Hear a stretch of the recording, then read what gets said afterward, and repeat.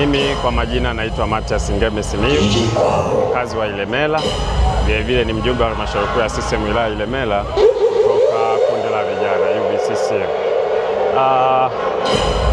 Nikipenda kuzungumzia kazi alizozifanya rais wetu na mwenyekiti wetu wa CCM, mama yetu mpendwa Daktari Samia Suluhu Hassan. Kwa kipindi cha miaka minne mama amefanya mambo makubwa sana. Tukianza na miradi ile mikubwa, miradi ile ya kimkakati. Kwa mfano, kwa mkoa wetu wa Mwanza kuna daraja la Kigongo Busisi, daraja la JPM. Wakati mama yetu Daktari Samia Suluhu anaingia, lilikuwa liko kwenye asilimia chache sana, lakini kwa kipindi hiki cha miaka minne mama amejitahidi na amefanikisha.